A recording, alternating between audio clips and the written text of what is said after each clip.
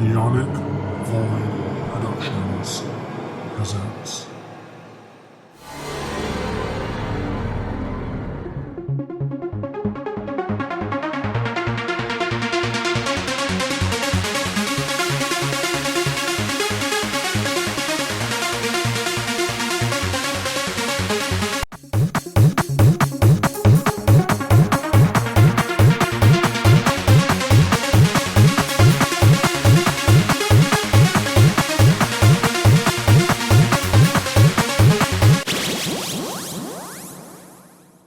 Are you sure you don't have ADHD? I'm pretty sure I did get tested. It's just low attention. Hi, welcome to Book Watchers. Grade A intro here, ladies and gents. Grade A. Good intro. for us. You're doing great. We're doing great, honey. You're doing great, sweetie. I'm Devin. What's good? What's poppin'? And of course, we got the one and only, the 6-foot giant who's a butt face. Jacob. Hi, Jacob. Welcome. Hey. Welcome. Butt face, swear to A God. butt face. Well, you would put a butt to your face. But that's a terrible joke. You do it like 1, 2, about 6 times, and suddenly you're labeled for life. I mean, y'all call me a whore, so and I'm labeled for life. So it's only fair. I'm cutting all that part out. Anyway, hi, welcome to Book Watchers. We're here today doing stuff and saying things. And gay shit. Lots of gay shit. Anyway, so, hey, how's it going? My name is Jacob as well. Yeah. Wow. So, what are we doing today? We just got off of the oh god, not the puns. To vampires. That sounds so terrible. We did Vampire Month. we got damn it. We just had the month of vampires, okay, for October. And now what are we doing? What are we doing today? I can't speak today. I'm not talking today. What are we doing today? You're just I'm just digging myself a hole. I'm digging a hole for myself. Yeah, just stay over there. I'll sit here and look pretty. Yeah, just look pretty. So today we are taking a step away from the vampires. Whether or not we go back to vampires will probably is to be seen. To be determined. Yeah. Today we are going to be talking about the other kind of classic monsters. One that Jacob's favorite thing. One of his favorite things ever. Yes. Yeah. It is one of my favorites. So believe it or not, people, Go on. Believe it or not, people, believe it or not, vampires are not my favorite type of monsters. All right. I mean, aside from kaiju, my favorite type of classical monster is actually werewolves. And Yes, he likes them big and hairy. Oh, I thought you went ill. Like, what are you going ill for? You're the tentacle fucker over here. I am not. It's been established and recorded on multiple podcasts all under the NeonicVoid. I plead the fifth in the United States. Thank you. Leave me and the tentacle monsters alone. Leave me and the eldritch horrors alone, okay? Yeah. So anyway, so today I just wanted to do something a little different. The book we're reviewing today, it doesn't have a movie adaptation yet. At least I don't think it has an adaptation. You know, I probably should have checked. No, it does. I don't think it has an adaptation as of yet. Okay. Yeah. No, it doesn't. So the book we're going to be reviewing is a. I think this is probably going to be our first romance novel that we've done. Oh my god, the romance. The romantic. Ooh. Disgusting. No, it's not. I know it's not. It's like I love this book. Anyway, the book we are reviewing today is called Wolfsong by T.J. Klune. Gay. Yeah, it really is. Gay. It is a gay romance novel. And yes, the romance is between a werewolf and a human. Yeah. Um, so I just want to like put this out there that I have already like I actually just read this book. Like I bought it earlier this past week. We're recording on a Sunday right now, and I bought it on I believe I bought it on a Monday, like this past Monday, and I spent the next day reading it, and by the end of that day, I was finished. Damn. And yeah, so I only finish books within a day or so if it's not only because it was short. This book is only like about how long is this book? This book is the edition I have, which is the Kindle edition. It only has 515 pages, but the story just got me so hooked that I spent the entire day. I took the day off on Tuesday, this past Tuesday, and I spent that entire day reading this book. Like I seriously couldn't put it down. At one point, I looked at the time; it was already late afternoon, and I was like, "Oh shit! I was supposed to make food. I was supposed Yeah, to make dinner." this is the first book of 6 books, by the way. 6. Oh, I thought there were Yeah, more. there's Wow. 6.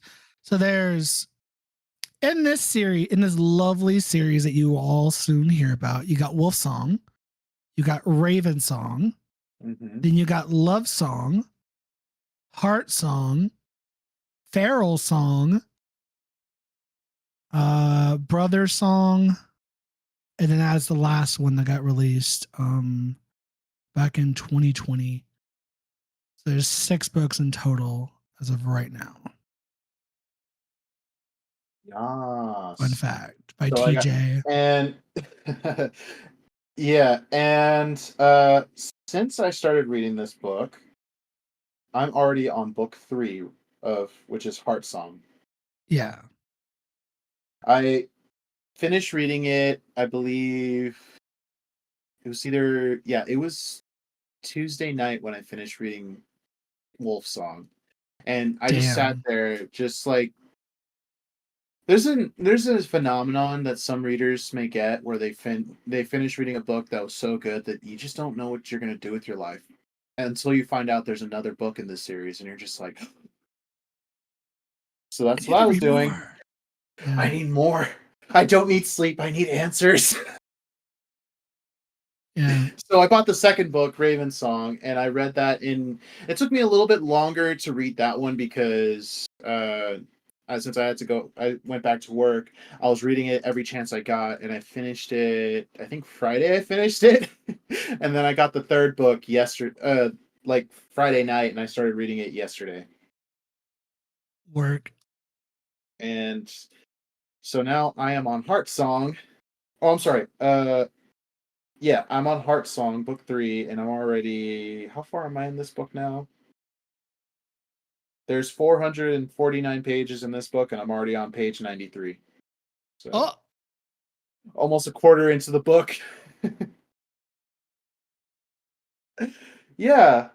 Uh, so Wolfsong is all a part of the Green Creek Chronicles, and so the story not just of Wolfsong, but pretty much all of the sequels, preceding all of the preceding books, they center around a werewolf pack, or a family of werewolves. They are the Bennett Pact. Um, so a little background about the Bennetts is that they are considered royalty among werewolves because their alpha is considered the alpha of alphas because he is in charge of not just his own little pack, but every pack out there.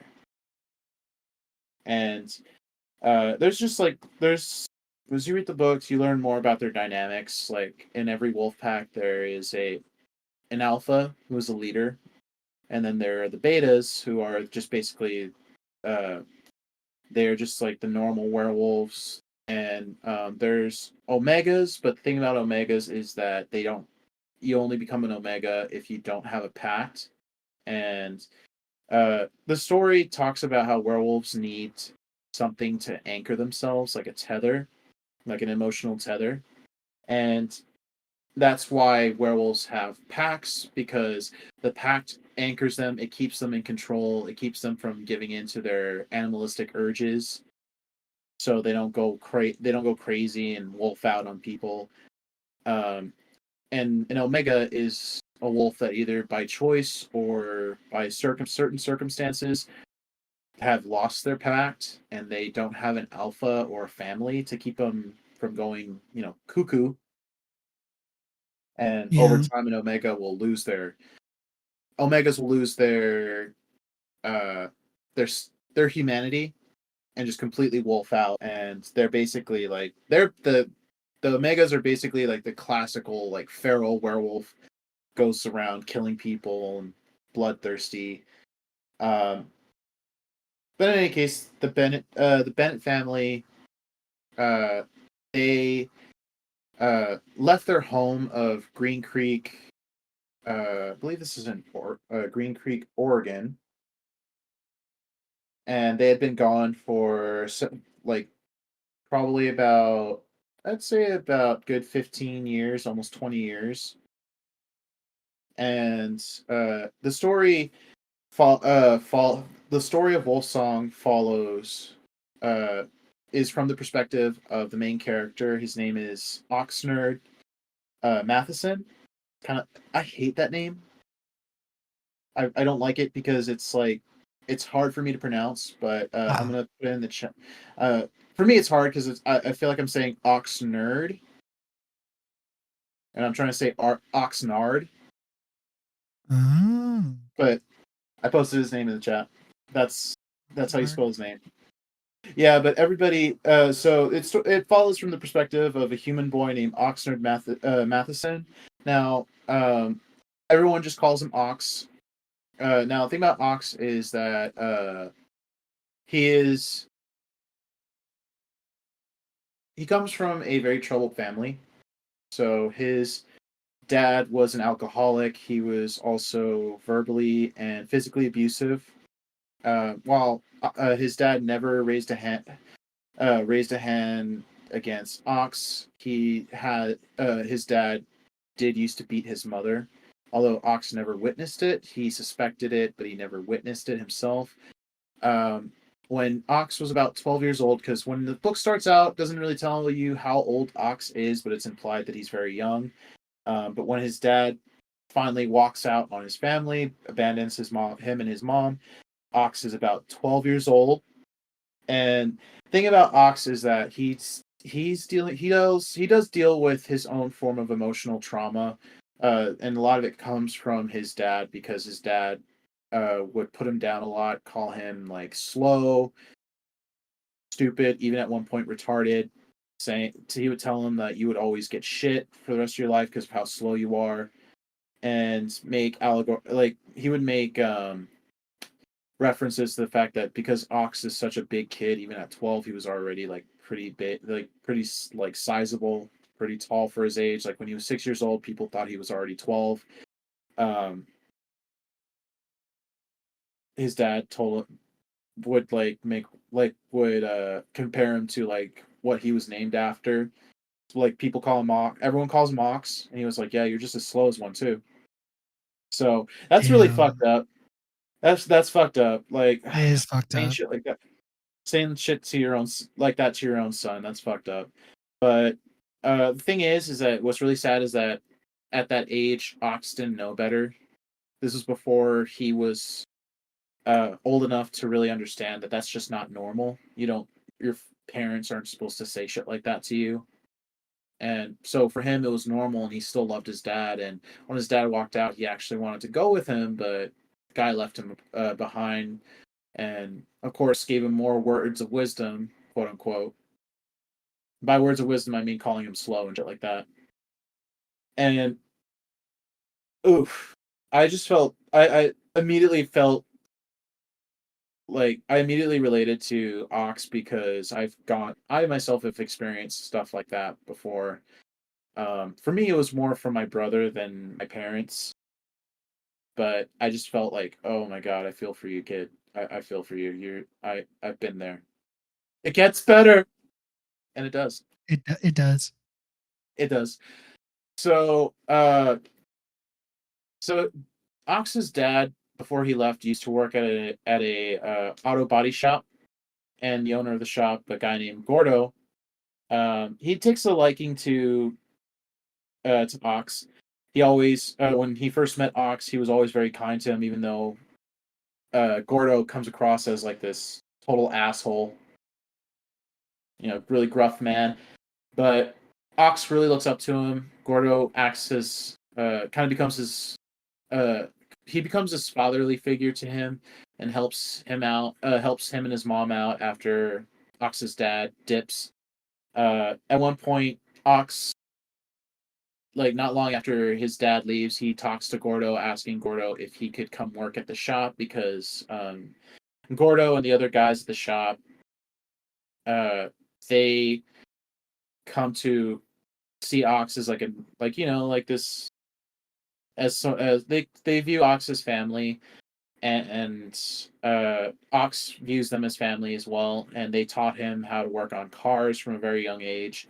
So Ox, when he goes to Gordo and asks him if he can have a job because since his dad left, they don't have as much money anymore. His mom is struggling because she works as a waitress at a diner, and he pretty much begs him to give him a job so he can help his mom pay catch up on all the bills that have either gone to collections or are very behind on. And Gordo agrees to let him work, and of course this is all under the table because Ox is still 12 years old at this point, and he loans Gordo loans Ox's mother the money.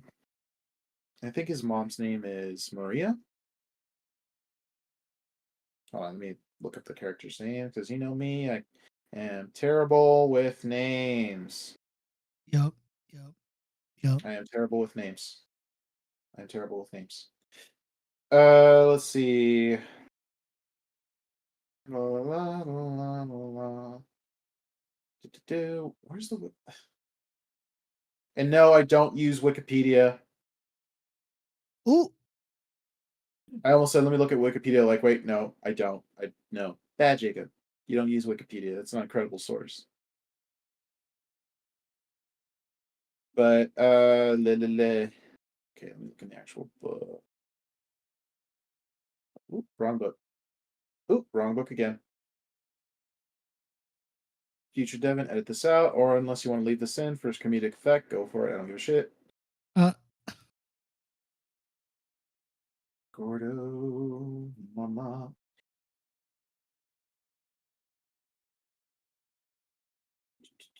You know, let me look at the table of contents because you know there's an index with all the names and shit like that.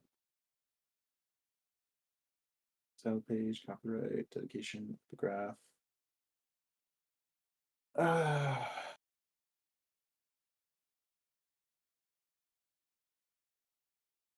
I'm just going to go to the beginning of the book because that's where all the names get thrown out there.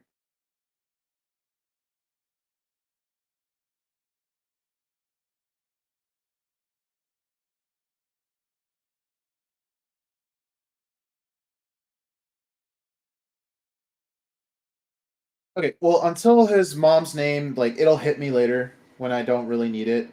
We're just gonna be like, well, tonight when we're playing D&D, you'll just hear me go, oh, that's her name. Yeah. That's what I'm gonna remember. That's my name. That's her name. Yeah. You thought I forgot, but I didn't. But I totally did. Anyway, so Gordo ends up loaning Ox's mother some money to catch up on bills, and he agrees to let Ox work for him for the next 6 months. Now, Ox suspected that he didn't actually work off all the money that was loaned to his mom, but after 6 months of working with Gordo, Gordo just says, "All right, you've paid your debt. You've paid your due. You don't owe me anything else." But Ox continues to work in the garage, pretty much for the rest of his life because, for Ox, that's just what he's good at. He's good at working on cars. He actually helps Gordo uh, figure out newer emerging technologies when it comes to auto body repairs, because now, like, it's not like back in the 80s and 90s where you could just like listen to the engine and be like, all right, I know what's wrong with it. Now everything is more automated and shit, so like you got to do diagnostics and plug in the computer to the car to like check like what the system says and everything. And so Ox becomes he becomes an invaluable part of that body shop. Of course, being underage, he's being under the age of 16. He can't exactly legally work, so a lot of his work is done under the table. And he works. So he continues working. 3 years go by. Like 3 years go by, and on his 16th birthday, Gordo officially hires him as a member, like an official member of the crew, part time, of course. And as a gift for Ox, he gives Ox a shirt. It's a uniform shirt with his name stitched on it. And this was such an emotional scene because growing up, Ox remembered his dad having a shirt like it with his own name embroidered on it, and he always thought for him that made his dad like a very important person because like his name is stitched onto a shirt. Well, Gordo gave Ox some shirts with his own name stitched on it, and for Ox that was such a emotional moment because it made things more real. Like he was now uh a part of the crew of Gordo's shop, and it made him feel like he had worth, like he was valuable, like he was valued. And after the upbringing he had under his dad left him feeling like he did not have much self-worth. And it was so emotional. I was like, oh my god, stop it. I can't take it. Feelings? Feels. All the feels. And also on his 16th birthday, not only was he officially hired to be a part of the crew, Gordo gave him a set of keys to the shop, and of course that made him even happier because it made him feel more responsible. The thing now, not long after this, actually, this is on the same day. Uh, where Ox lives, he lives out in the country. He lives out in the countryside. Uh, Green Creek is a mountain village. It's like a mountain community. So like it's where it's set is like in a mountainous, very forested area. So it's very rural. The population of this town is not very large. It's probably like a couple hundred people. And where Ox lived, his house was like way out in the country and in a very secluded area. And his house and the dirt road leading to his house not only led to his house, but a house not like a couple hundred feet down the road. This house, for most of Ox's life, had been empty. Every now and then, he would see somebody appear, like come to the house. Um, but other than that, it was empty until his 16th birthday, when an entire family of werewolves moved in. Now, when they moved in, he didn't know that the Bennett family were werewolves. He didn't know. He did notice that there was something strange about them, just how they acted and how they interacted with each other. It was pretty odd to him at first, but being who he is, he's never been one to like question things. Like, okay, it's kind of odd, but whatever. So, uh, the Bennett family moved into the house, and the way he finds out that they moved in was because usually whenever Ox comes home from school/work, he walks down the dirt road leading to his house, and as he's walking down the dirt road, he runs into a boy. A little boy, about 10 years old. Like right off the bat, like first description of the boy. So I'm just gonna go ahead and read to you a little paragraph. Uh, there was a boy standing in the dirt road watching me. His nose was twitching and his eyes were wide. They were blue and bright, short blonde hair, tan skin, almost as much as mine. He was young and small, and I wondered if I was dreaming again. And after saying hello to the boy, this boy starts asking him like a lot of questions. He's like very enamored with Ox, because even at 16, Ox was a big kid. He was like already over 6 feet tall, and uh, first thing the kid asks him is like, "Do you smell that?" And Ox is like, "Trees? I smell trees." He's like, and the boy is like, "No, no, no, no! It's something bigger." And then this child runs up to Ox and he immediately literally climbs up Ox. Like he just latches on and just climbs up to climbs up him and is like looking at him, like examining him and everything, and even sniffing him. And he's like, "That smell is you." And Ox is like super confused because he's just standing there. There's a 10-year-old child just climbing up him, and he's like, what's going on? What is this?"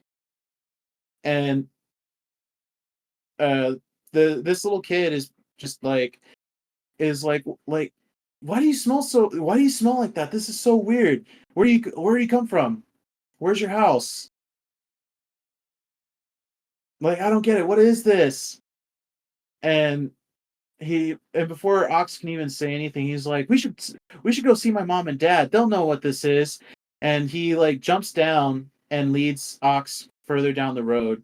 uh, they pass by his house. Ox tells him, like, "Yeah, that's where I live." And the boy's like, "Cool, let's go to my house." And they go down to the other house, and there they see, there Ox sees the rest of the family.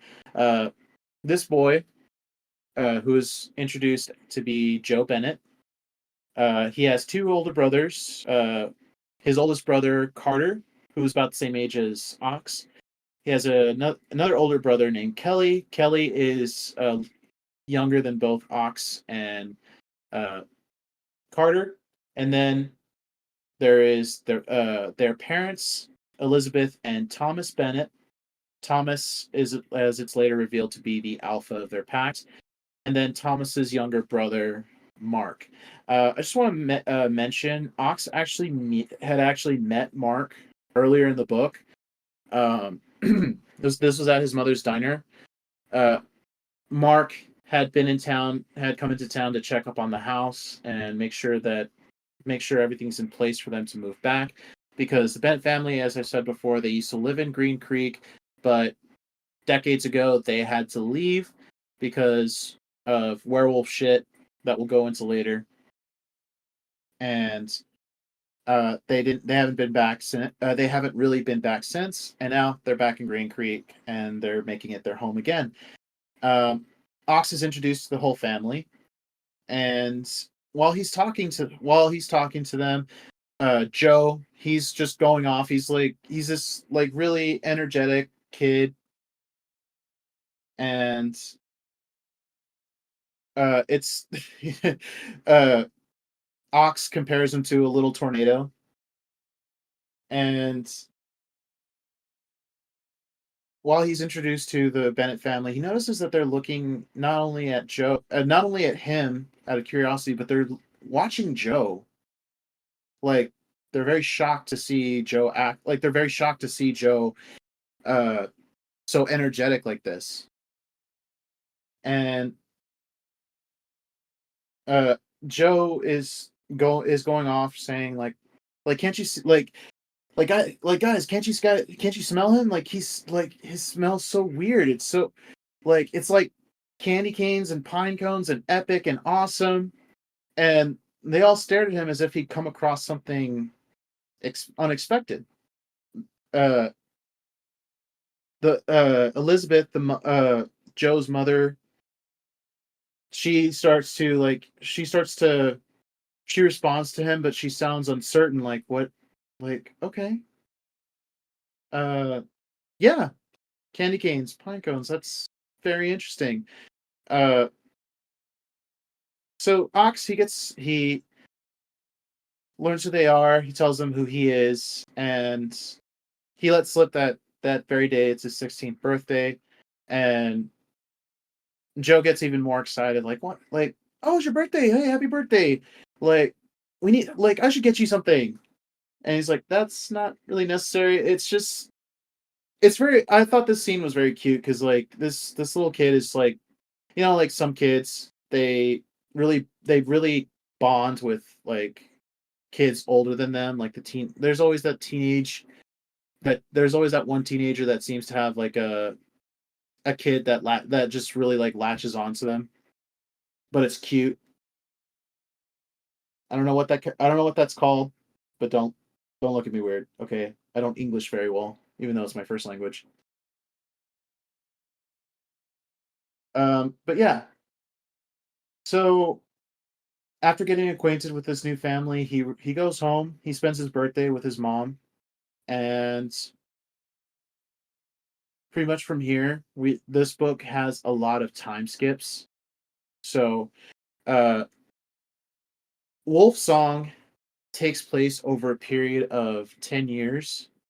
I'd say like let's say about 13 years, because from the point Ox is 12, starts when Ox is 12 years old, and by the end of the book he is about 26. So this takes place over a period of 13 years, and uh, Ox is now becomes a part of a new routine. He gets settled into a new routine every day. From this point forward, he goes to school, go to work, and then when he comes home, Joe is there. This little 10-year-old boy is waiting for him every day, and he's always talking to. He always talks to Ox. He's always bringing Ox home to his house, and Ox enjoys it. He's starting to enjoy this because the Bennett family, they welcome him into their home. They really enjoy having him there. He becomes friends with Carter and Kelly because he becomes more close friends with Carter and Kelly because they're closer to his age, and they all start at the same school together. In fact, once the Bennett family starts school with him, Carter and Kelly immediately stick by Ox. They're always near him. They're always like almost like they're protecting him. Like first day, literally the first day, Ox, he's always been a bit of a loner. He doesn't have any friends really aside from the Bennetts. And when he gets to school, there are a few groups of kids that do bully him. And when one of these groups try to bully him, Carter and Kelly immediately jump on the guy and force the guy to apologize, which he does because they're literally being pinned down by two werewolves, but nobody knows that yet. Um, Eventually, Ox lets it slip to Gordo at the shop that the Bennett family had moved in next door. And when Gordo heard about this, he let's put it this way, he got upset, not at Ox, but at the fact that the Bennett family had returned. And he immediately warns Ox to stay away from them because they're bad news.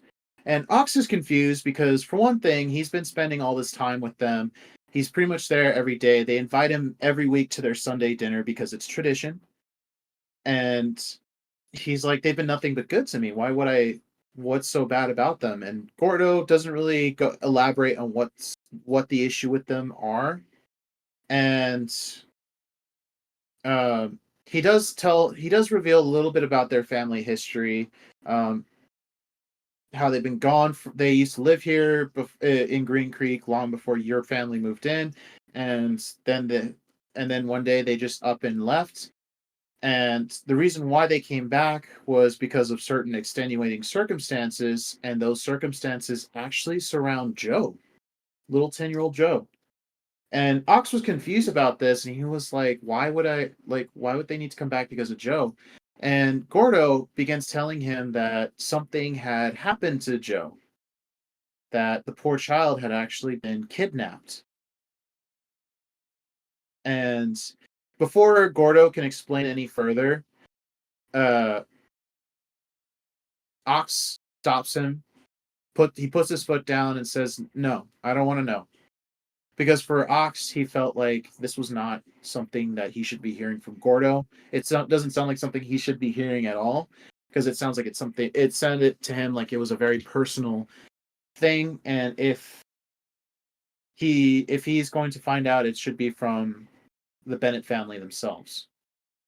And eventually, he does find out, but he also finds out so much more about the Bennett family. So not it wasn't too long after Gordo told him what happened to Joe about the kidnapping, that the Bennett family in the middle of the night they come to Ox's house. They call they call Ox and ask him to come over. It's in the middle of the night, about 3 o'clock in the morning, and he's confused because it's like it's so late. What's going on? And they tell him it's Joe. Joe has been having night terrors, and while they are prepared for his terrors, and they usually handle it themselves, this particular night, Joe's night terror is really bad, and it seems like the only person who can calm him down is Ox, because Joe is really bonded to Ox, has become really bonded to Ox. So Ox, without hesitation, he gets up, he runs over to their house, and he goes up to Joe's room, and Joe immediately latches onto him, and he's scared, he's terrified. His night terror was brought on by his past trauma with the kidnapping. Um, at this point, Ox hasn't found doesn't know the entire story yet, but it doesn't matter to him. He's come to love Joe unconditionally, like a little brother, and he stays the night with him, make sure that he's okay. And I thought that was really sweet, because like for Ox, Joe is like it's just he's family now, and it's really and he also sees the Bennett Pact as his family too, because they've really accepted him, and they've helped him to see that he has so much more self-worth, and he is actually loved. Not that his mom doesn't do that for him, but the fact that he has other people reaffirming that for him is just something that makes him feel more accepted and more loved. And I love that. I personally love that.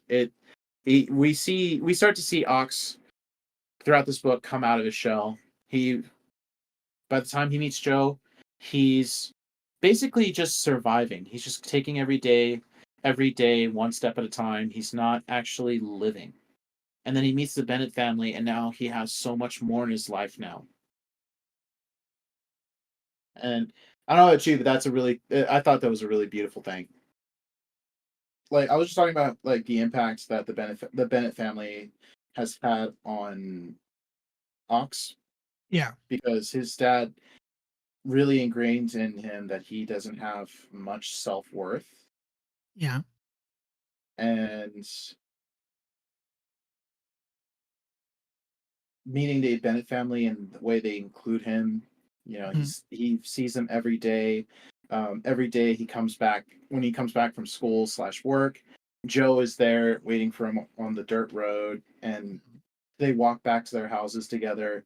And every Sunday, Ox is invited to their family dinner, because it's a tradition for them to have a family dinner every Sunday, and they make him feel as much a part of their family as they make him feel a part of the family.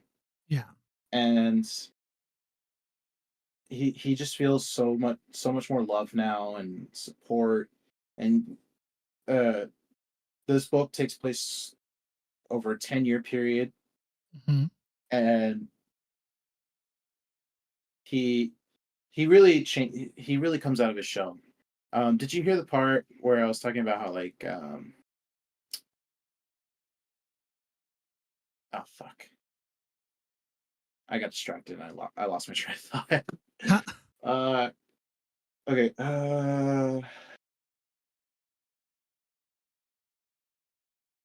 So you heard the part about where Ox had like he found out that he found out that Joe had been kidnapped before they moved back into Green Creek. Hmm. And then Joe, because of that, has night terrors. And And during this one of is his when night they're and terrors, this is when they were still kids, right? yeah. So Okay. Joe, I think at this point, yeah, they're still kids. Joe is, I think, either like somewhere between 10 and 12 at this point. Hmm. It's like some time has passed, and uh, during one of his night terrors, nothing that his parents could do would like shake him out of it. So they asked Ox to help him because Hmm. he's grown really attached to Ox.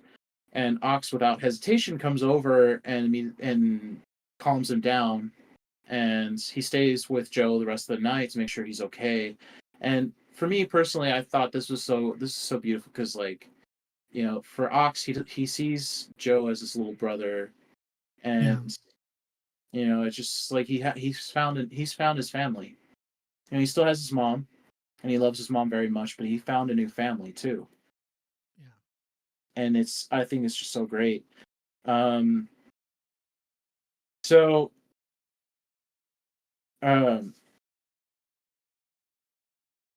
when it comes to the romance in this book, to the romantic aspect of this book, I I know like when I was first reading it, I was thinking like I knew immediately like okay, Joe is going to be Oxnard's love interest, but I Yeah. was a little concerned. I'm like, I seriously hope there's a time skip to when they're both legal adults. Yeah. Emphasis on both, Yeah. because I'm not sure how I'd feel about there being like teen romance, but because there's a clear 6-year age difference between the two of them. Hmm. But thank God I was right. There is a time skip, and by the time Hallelujah. those two, hallelujah, and by the time they both actually get together, is Joe at this point is 20 years old and Ox is 26, Hmm. and some people would still say like, oh man, that's such an age gap. Like, not really. I don't think of it that way because my own parents have a 6-year age difference between them. Yeah. So, for me, like once they're both legal adults, age is just a number at that point. Do whatever the hell you want; it don't matter. But um, when it comes to like Joe's relationship with Ox, so the thing is that since Joe's a werewolf, Yeah. werewolves have this thing where they can tell when they've met their the one, Hmm. the person that they're meant to be with for the rest of their lives, because werewolves are very instinctual. Even when they're in their human forms, they have their sense of sight. All their senses are way sharper than humans. Their sense of smell, especially, and Wouldn't so a that be lot of nice? yeah, To know exactly who you're supposed to be with. yeah. So with werewolves, they can smell it. So for them, with if they meet somebody who has such a distinctive smell that it's pretty much unlike anything that they've ever smelled before, or like it could be something that they have smelled before, but for this one person it's just it's just so them, then Yeah. that that at that point they know this is the person, Yeah. they're the one. And when I mentioned earlier that Ox smelled like pine cones and candy canes, epic and awesome. It Even at 10 years old, he already knew that Ox was going to be that person, his mate. Yeah. Uh, and you can see it through the relationship uh, for the next decade, how Joe views Ox. And at first, Ox is pretty oblivious to it because for him, he's like, oh, Joe, he's like my little brother, right? And though we can see that Joe does get jealous because Ox does live his life. He does meet other people, and he has like several relationships. throughout the course of the book. His first serious relationship is with a girl named Jessie. Mhm. And for one thing, Jessie is the girl that Ox ends up losing his virginity to. They have like their relationship lasts for several years, and they do eventually break up. But for Jessie, she was always like one thing that always uh, bugged her was the fact that uh, was the relationship between Ox and Joe. Now, for Ox, to him, he didn't see anything wrong with it. To him, Joe was just was his friend and like a brother to him. But she could clearly see how uh the only word I can think of to describe how Joe views Ox is something like possessive and jealous, Mhm. because like Joe was never really liked Jesse. When he found out that Jesse and Ox were dating, Joe was upset about it. But like, what can you do? You're like, at this point, you're like what, 12, Yeah. and Joe is already like almost 18. So I'm sorry, Ox is almost 18. Joe's like 12. So it's not nothing's gonna happen there, kid. Uh, but Jesse's and Ox's relationship does eventually end. And that's because by this point, uh, Ox has already discovered what Joe and his family are, and he also discovers that his boss and slash father figure Gordo is also not entirely human. So the way he finds out about all of this is it happens when Joe has his first shift into a werewolf. So uh, when a werewolf hits puberty, they have their first shift, and Joe is about 12 years old when he has his first shift. The thing is though, because of the things that Joe experienced with the kidnapping, it severely traumatized him and it made it difficult for him to experience his first shift. So when he begins to shift into his wolf form for the very first time, it's just not really sticking.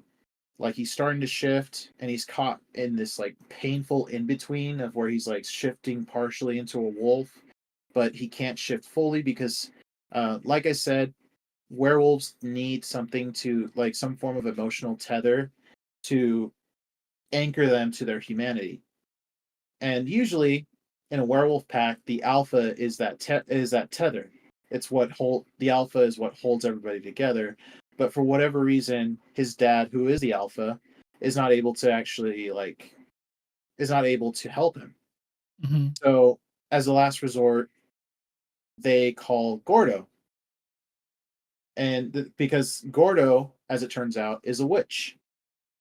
Oh, And yep. And the thing is, witches and werewolves, they do have a mutual relationship with each other. yeah. Some wolf packs will have a witch become a part of their pact, and the witch, of course, provides things like protection and support when it comes to other supernatural matters.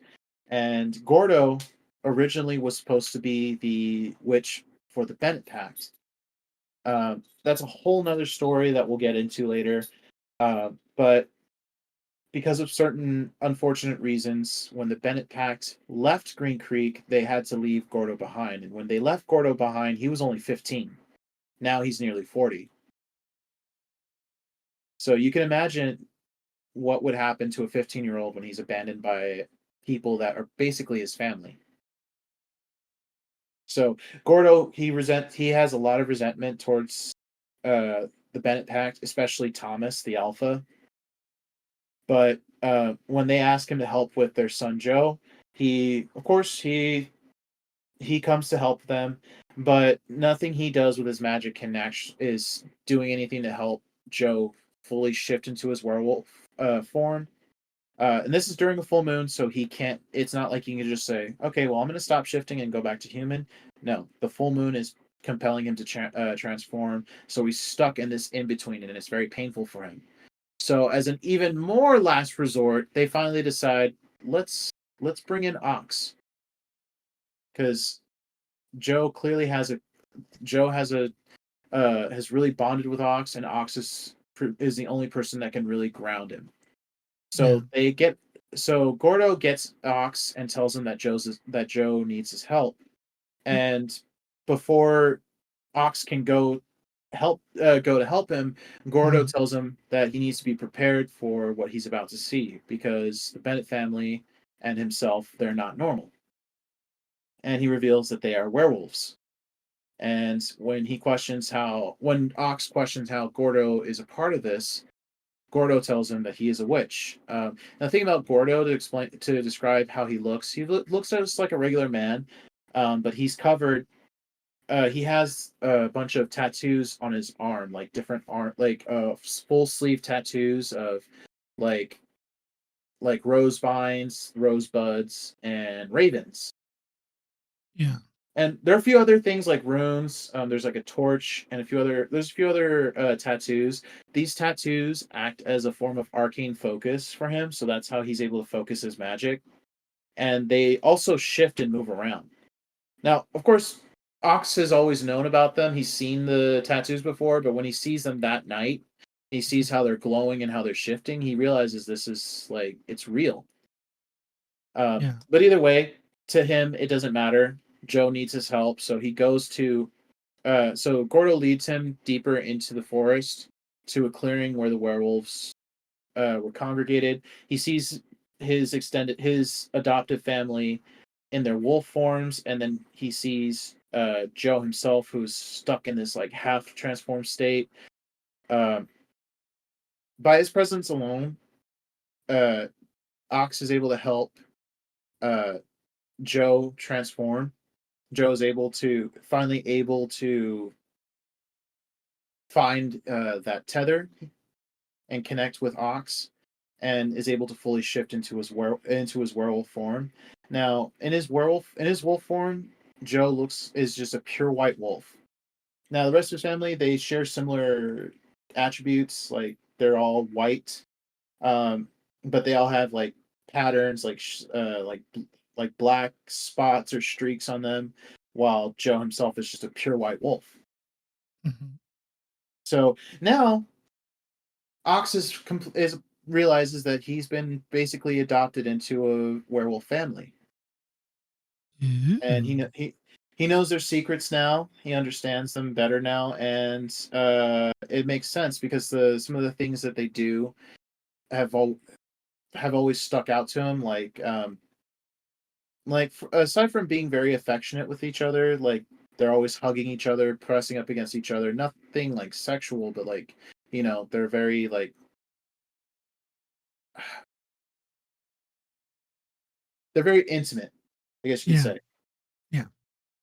And he realizes that's because as werewolves they like physical contact, because for one thing it helps, because werewolves are very scent based, like they rely on their sense of smell more than sight and anything else. They like to, when they're with their pact and with others they're closer to, they like to make sure that their scent is on each other. Yeah. Because it brings them comfort, I guess. It brings them comfort. So like, yeah. So whenever they go into like new places, they tend to touch things, and they tend to like put their hands on the walls because they're trying to leave their scent behind to make it more comfortable for them. Like I guess like knowing that their scent is there, like it's brings that sense of familiarity. Right. Mm-hmm. Uh yeah, werewolves. Werewolves. So Love werewolves. I love them. I just love the dynamic between this family. Um Ox does also learn. He finally learns from Thomas, the Alpha, Joe's full story, because Ox spends some time. Will often spend quality time with Thomas, and Thomas reveals to him the full story behind Joe, and why the Bennett Pact left Green Creek in the first place. So it goes back decades. So a long time ago, I'd say about I think a little over 17 years at this point. Uh, the Bennett Pact used to be much bigger. It had more family. There were more families and more people as part of as part of that family. And the problem with werewolves is that werewolves are often become target practice for hunters. So there are hunters in the Green Creek Chronicles, and Mhm. at one point there was a massive attack on the Bennett home. Hunters came and they killed dozens of werewolves and even regular people because the Bennett Pact and other werewolf pacts, they will often include humans into their pacts, welcome humans into their pacts. And these hunters, they end up killing dozens of werewolves, men, women, and children alike. And the survivors, which really only encompassed the central Bennett family that we know now. So like Thomas, his wife Elizabeth, uh, his brother Mark, and even Gordo, because back then Gordo was still a part of the pact. They were pretty much the only survivors, aside from a couple others. And there was one survivor of that attack, a guy named uh, Richard Collins. Richard Collins was a werewolf and a close pact member of the Bennett family. And when those hunters attacked, they ended up killing his own close family, his parents, his siblings. They killed them all. And because of that, Richard ended up losing sight of his tether and cuts ties with the Bennett family. And as a result of this, he goes rogue and he ends up killing people. And at one point, he tries to kill Thomas, who had at the time just became the alpha of the Bennett Pact, because he wants to be an alpha and he wants to run things. So because of everything that happened, the the Bennett family had to leave Green Creek and go to some Pact-owned lands out on the East Coast in Maine. When they left, uh, they were originally going to take Gordo with them because Gordo was a part of their pact and he was their witch. But the thing is that a lot of werewolves and other packs are deeply mistrustful of humans. And after the hunters attacked the Bennett Pact, they're deeply mistrustful even then. Mhm. And they're especially mistrustful of Gordo, not because Gordo is a witch, but because of who he's related to. So before Gordo became the official Pact Witch, he that title was used to belong to his father. And the thing is, witches, like werewolves, need an emotional tether to help them stay in control and basically remember who they are as humans. And Yeah. um, his dad, I'm just gonna put this out there, wasn't exactly the greatest guy. He Mhm. was, uh, you don't actually learn much about him until the second book, but from what I learned about his dad, is that he's not exactly he's a pretty self-centered man. He's traditional and he's also paranoid. Like while the wolves value their witches and they believe that witches and wolves need each other, his dad, even as their pact witch, didn't believe that. He's like, they need us, we don't need them. And his traditional ideals put some really negative ideas into his son's mind and also left him emotionally damaged as well. Um, but at one point, his father was married. Not only was he was married first of all to Gordo's mother, who was just a normal human. But he began having an affair with another woman. And the thing is that witches, like I said, need an emotional tether, and he made that woman his emotional tether. And Gordo's own mother was already beginning to have develop mental disabilities of her own, Mhm. and she became very paranoid and very mistrustful of anything supernatural, like the werewolves and the witches. And she actually tried to kidnap Gordo when he was like about 12 years old and get him away from all that. But his father's put a stop to it, and I think it doesn't exactly say what he did. What he did with her. Uh, he ends up sending her away, and he moves Gordo closer to the pack. But at the end of everything, his wife ends up having a mental breakdown, and she ends up murdering the woman that he was having an affair with. And because that woman was his emotional tether, uh, it it caused his dad to snap, and his dad ends up lashing out with his magic, killing not only Gordo's mother but 16 other people. Mhm. He ends up he levels a small neighborhood. That's what he ends up doing with his magic. And because of that, the Bennett Pact, as well as the other werewolves, have to call in more witches.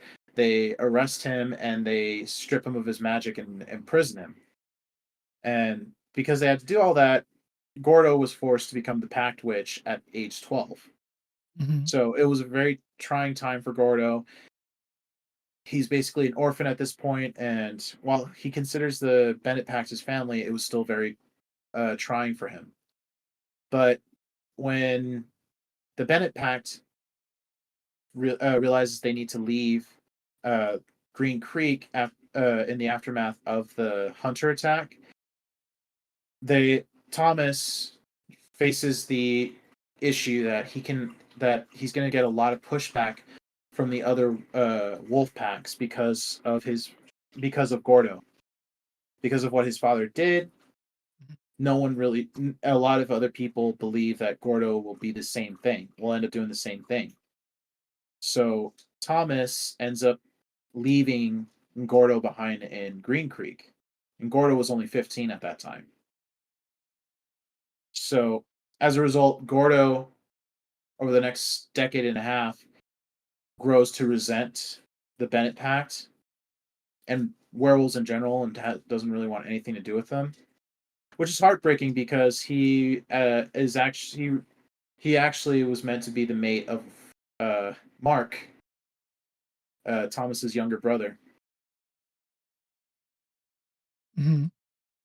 So that all happens, and go back to the issue of the other werewolf, Richard Collins, because Richard had was going was losing control of himself and becoming a rage monster. Uh, about a little over a year before the Bennett Pact returns to Green Creek, Richard kidnapped Joe. Mhm.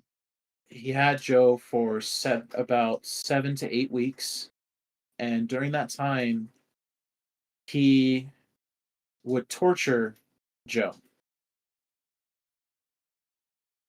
Mhm. And what's fucked up is that he was doing it to hurt Thomas because he was trying to get back at Thomas because he holds Thomas and the Bennett Pact responsible for the Hunter attack.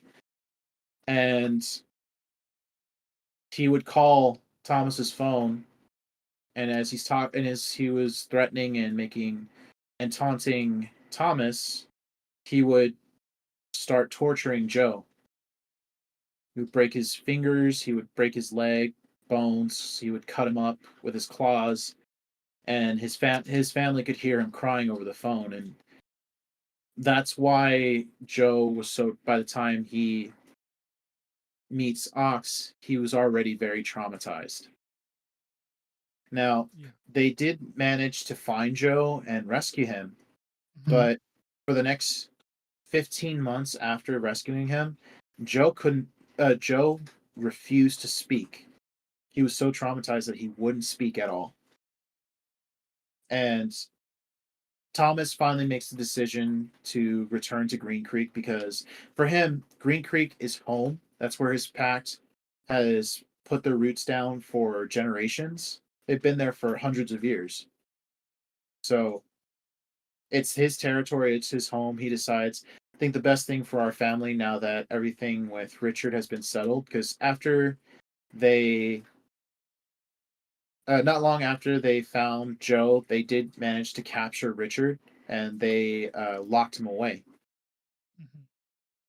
Um, so after everything was settled, they Thomas was like, "All right, let's go home.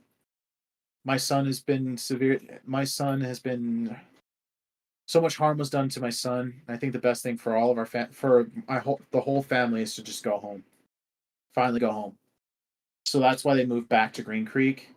And the very day that they moved back into their home was the day that Joe spoke for the first time in over a year. And that was when he met Ox. Dun dun dun. So, as you can see, the Bennett family, they really thinks that Ox is a very special person, and he is. All right. He's slow to speak. He doesn't really do well with words, but even when Mark met him for the first time before the Bennett family officially moved back, Mark knew there was something special about Ox, and throughout as the story progresses, we see more and more of that. We see Ox come out of his shell more. There once he finds out that the Bennetts are werewolves, he becomes so much closer to them because he now understands them, and he realizes that they consider him a part of their pact. And it's just such he comes to realize that his life is now is filled with so much love and support that it's almost too much for him at times. He eventually comes to see Thomas as his father, because the time he spends with Thomas and his family, he realizes that Thomas has taken on that role of a fatherly figure.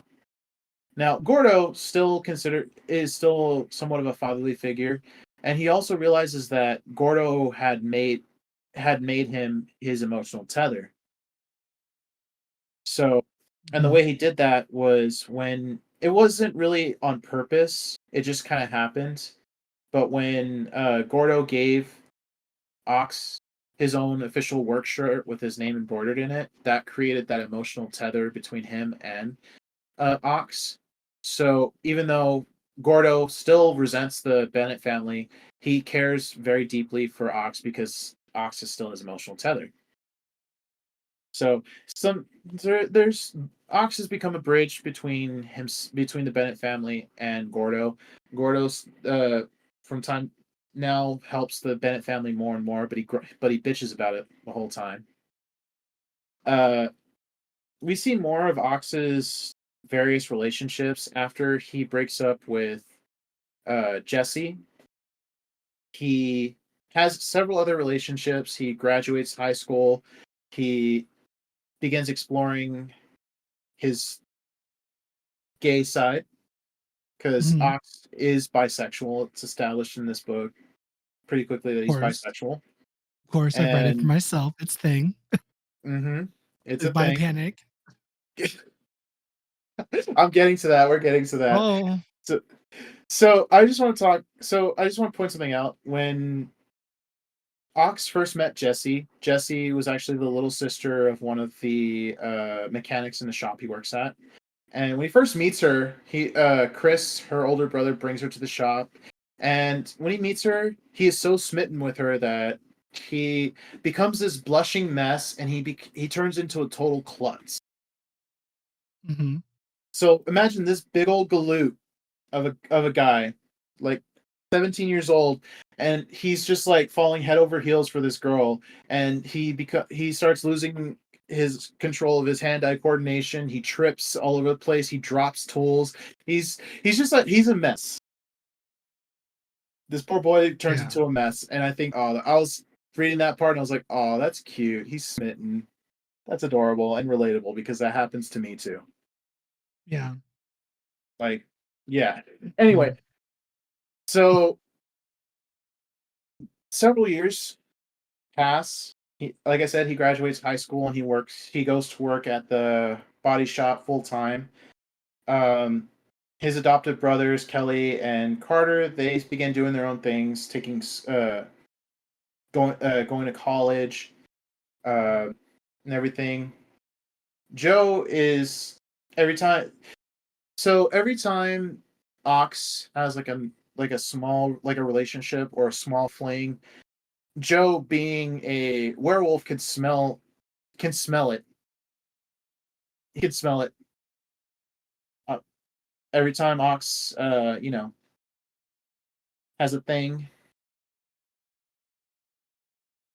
Yeah, of Yeah, course. he can smell it, and he gets very jealous and will sometimes not really want to talk to Ox for days. And at first, Ox doesn't really seem an issue with it. He's confused, but he's like, okay, well, Joe will be Joe, I guess. Now, we're starting at this point. We're gonna start seeing more of their relationship beginning to grow in a romantic sense. Um, there are several times where Ox proves himself to be very like where we can, there are several things that happen. The very first thing that we see that indicate a romantic relationship, which is kind of like it's very sweet because when Joe was still about 10 years old, it was not long after. It was not very long after Ox's birthday, which was 16th birthday, which is when Joe first meets him. Joe gives Ox a present of his own. And the present that he gives Ox is a little stone wolf. It's a carved wolf. The way it's described is like it's sitting on its haunches, its head is thrown back in mid howl, and it's very detailed. It's ornately carved, and it's a beautiful gift. If you could just, I'm able to picture things like that very easily, and uh, so I'm just imagining this like little stone wolf, and I'm like, oh, that's actually a really cool gift. Uh, but it's not until later that we learn the significance of that stone wolf. So so every werewolf, when they are born, their alpha will give them a little stone wolf, a carved stone wolf, like a little totem. Mhm. And in within werewolf culture, if you find the one person that you are meant to be with, your mate, Mhm. it's tradition to give your little stone wolf to that person. Aw, It's a promise. It's a promise gift. Mark aw. gave his Yeah, Mark actually gave his stone wolf to Gordo a long time ago. Although because of everything that happened, Gordo ended up giving it back. But we'll go into that later. I know, sad. And Joe gives his to Ox, and Ox loved it. He thought it was very sweet, but he didn't understand the significance of it yet. And he won't for a long time, which is good because like I would have problems if it happened way sooner. Uh, Yeah. but when the so that's the first hint of their romantic relationship. Joe gives Ox the wolf. Another time is from time to time, Omegas, which are rogue werewolves that don't have a pact and are give and have given in to their instinctual urges. They will from time to time attack, like they will invade a pact's territory, and they just go crazy.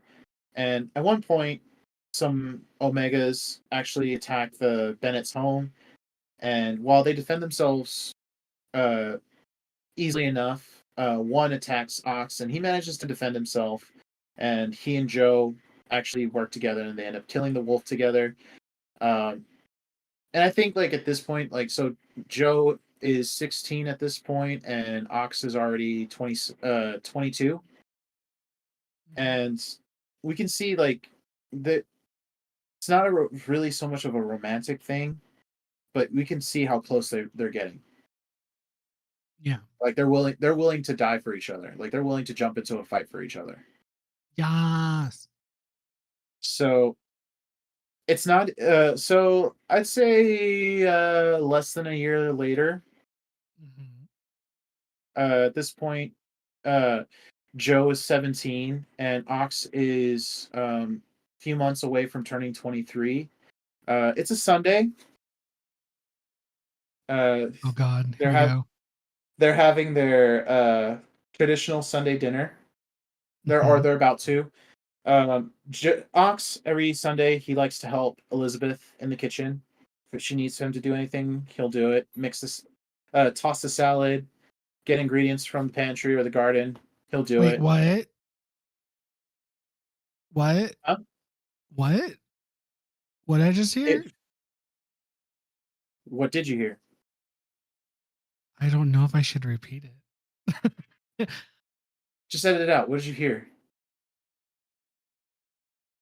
Toss the salad. Shut the fuck up. No, like literally. No, literally. Like if she needs him to like, that's what they say when you're mixing a salad. Right? You're supposed to toss the salad. I know. But Get my mind. get your head out of the gutter. God damn it!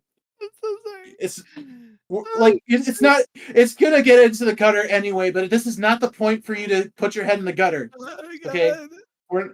we're not there yet. I swear to God. I swear to God.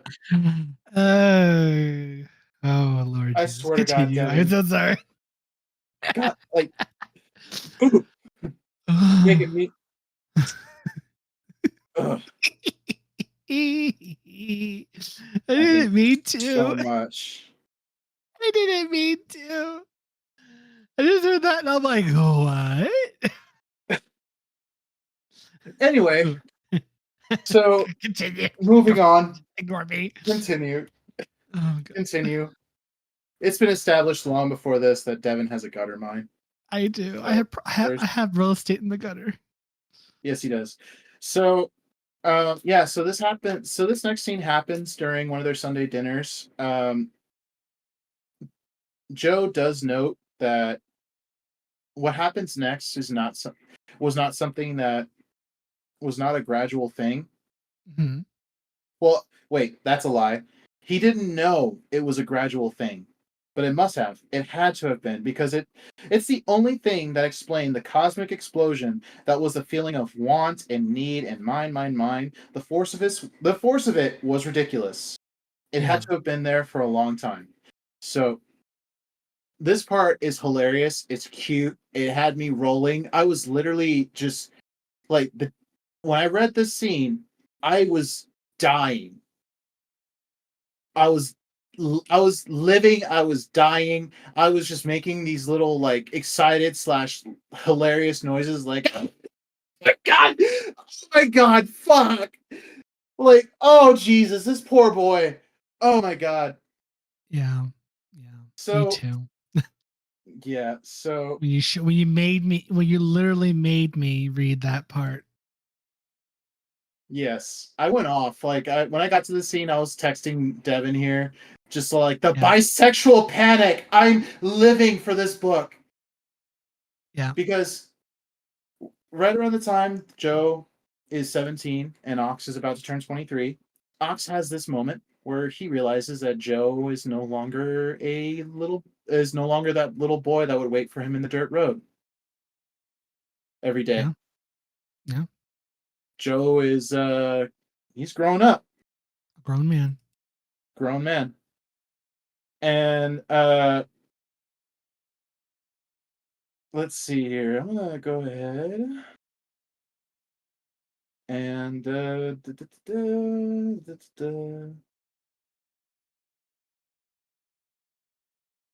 so the day that this happens, it's just like I said, it was a Sunday, and Ox was at the Bennett house helping Elizabeth put everything together. And then Elizabeth asked if he could get some tomatoes out of the garden.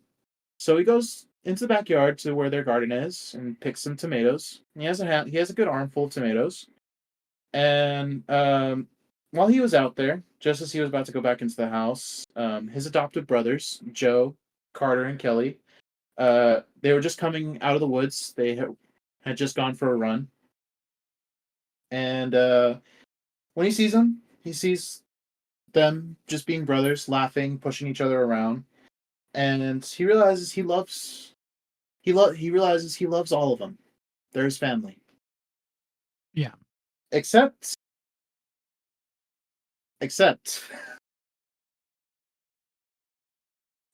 this scene. So he notices Joe is wearing a pair of low slung shorts. That's the exact wording in this book. Just the smallest of things. And there it was. And that was Daisy fucking Dukes, yeah. Yeah. He realizes Joe is now almost as big as he is. So Ox, like I said, is a big guy. He's like over 6 feet tall. They never say his exact height. I'm assuming he's over like 6'5". And now Joe is almost his height. They were close to eye level. And he realizes that, like, Joe, girl, just the way like he's just like this scene is being described, I was losing my shit because it was like, he notices how much Joe is filled out. He's very athletic, muscular. He's pretty broad, and as Joe and his brothers are walking out of the forest, he kind of turns a bit, and Ox notices the dimples for me. He saw the dimples above his ass, the way his legs flexed and everything, and he looks. I'm just gonna read this. Read it. I'm just gonna read this part. So, he was almost as big as I was now. We were eye level, or so close that it didn't matter, which put him a couple inches over 6 feet. There was a sheen of sweat over his torso, splattering of wet blonde hairs curling on his chest that looked to be cut out of granite.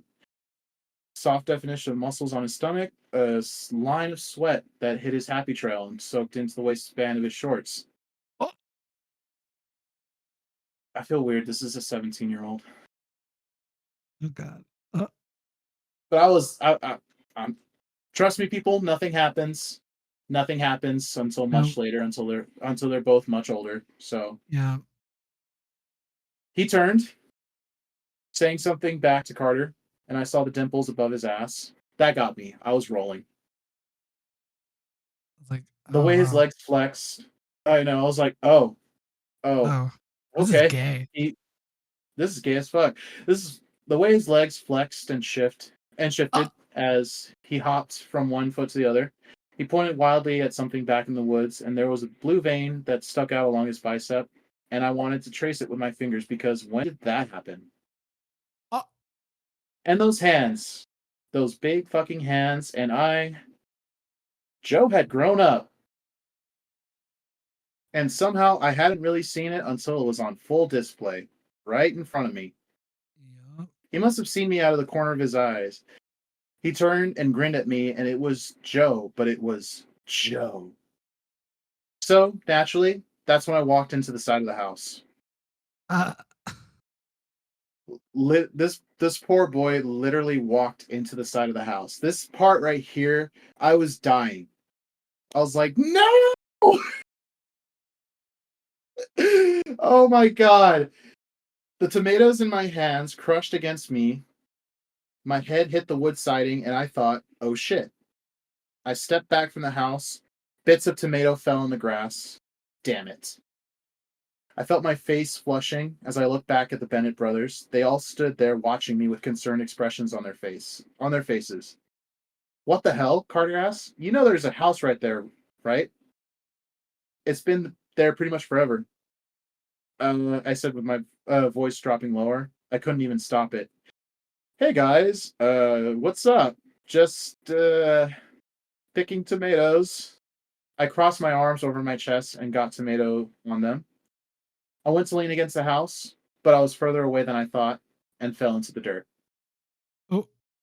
I was just like, oh, this poor boy. This poor guy. Mm-mm.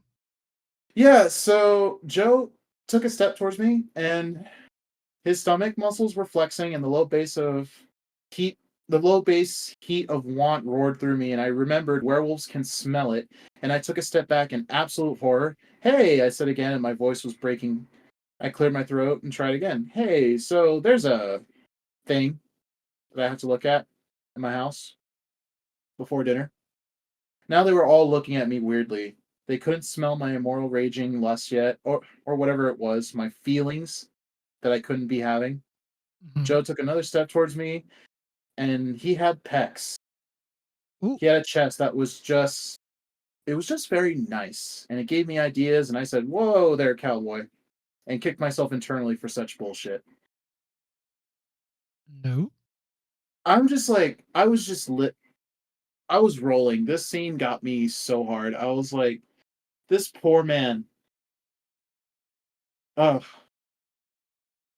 Now, I know what you're thinking. Like, this scene also got me like, okay, he's 17. We can't be like, Doing that. they can't be doing that. Oh, but I just have to remind myself it's okay. They don't get together. They don't actually do anything together until they're much older. Okay. And this is that's my only complaint with this is just how young Joe is. Mm-hmm.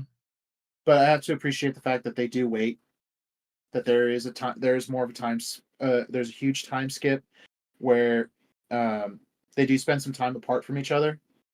And when Joe returns, he's 20 years old, he's matured, and this is where things can actually kick off, where they can actually be together. And I appreciate that. I'm like, okay, thank God. Thank you. Mm-hmm. Because I don't think I'd be able to finish reading this book if he started dating a 17-year-old. Yeah. But I mean, there so so Joe does come to realize that Ox is now starting to feel something for him. Is starting to feel attracted to him. And that's another scene that was really funny because like his older brothers realize it first and they're like, "Oh my god, I can't believe it." Like Carter especially begins giving Joe a lot of shit for it. Not like "Oh my god, I'm going to kill you for lusting after my brother." No, it's more of a like, "Oh, this is the greatest thing to ever happen in the history of ever." And Joe tries to when Joe realizes that Ox is feeling that way towards him because Joe has known for years that he is in love with Ox, Mm-hmm. and he's even tried to drop hints like, "Hey, I love you." Oh. No, just nothing that direct, but like subtle. Uh-huh. And now that he knows, and the Bennett family also explains to Ox the significance of the stone wolf that Joe gave him. And Ox makes it clear, he sets boundaries like we can't you're 17, you still need to graduate high school, you still need to live. All right, go live your life. And of course, Joe fights it. He as a werewolves age differently and they for them like an adult is they're viewed as an adult at a different age. Mm-hmm. So to him, this is completely normal, but Ox, of course, sets his boundaries. They do go on a quote unquote date together, just out for dinner, like just to like spend time together. They run into some people that they know, and it's embarrassing all around, and it's kind of overwhelms Joe. Uh, so they end up leaving, and so we're coming up to this to the point in the story where the next major time skip is going to happen. Now I say time skip, but it's just really like we still see things happening. It's not like, okay, 3 years later and then it starts off from a different point. Um, so there's a series of events that lead up to it. The first major thing is they learn that two very powerful and very dangerous individuals have escaped from their captivity. Richard Collins, the rogue werewolf that had kidnapped and tortured Joe, had escaped his prison. And Gordo's father, a witch who had lost control of his powers and murdered dozens of people, had also escaped from his own magical prison and somehow managed to regain his own magic. Because when he was arrested, other witches came together and they stripped him of his magic. So somehow he managed to regain his magical abilities, and it was believed that it was Gordo's father. I think his name is, what was his father's name?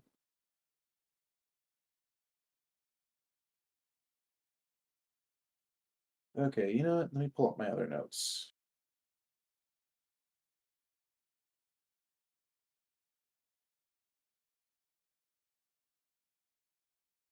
Let's see, Richard Collins.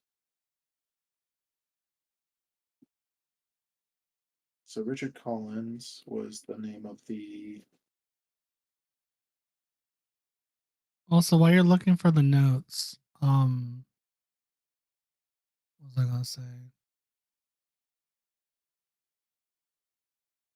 How much more of the book is there? So we're a little bit over halfway through the book at this point. Why? No, because I know you wanted to make dinner before we played D&D at Yeah, 7. that's right. It's already five. It's already gonna be 6. Shit. Yeah. You know what? That's fine. I'm gonna just go get food. I was gonna make food, but I might as well just go get food. Well, I need to make. Well, I need to make. Food. So what we can do Okay, well- is record till if we need to pause it. Not we don't have to pause it like right now. About 6 o'clock, I might need to pause it. We can always try to finish this tomorrow after we Uber. Okay, we'll figure something out. Yeah, You know, I think we can finish the book. I really wanted to just talk more about the book itself than the actual plot. uh-huh. So, Okay. So from here we do get more into the time skip. They find out that Gordo's father, a rogue witch, and Richard Collins, the rogue werewolf, escaped their prisons. And at first, the Bennett pack, while they are very concerned, they decide that the safest place for them is right here in Green Creek. So they get Gordo to help them, and they make sure that the wards that are protecting their territory are completely set and unbreakable. Great. But unfortunately, it's not enough because not long after this, Richard Collins does invade their territory with Gordo's father's help. God, what's his fucking name? I literally had his name. Hold on, let me. It's in book 2. I know that.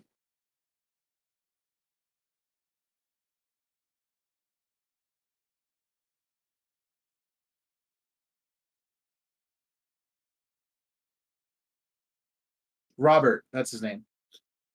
Robert. So, yep. So Robert Livingstone, Gordo's father, he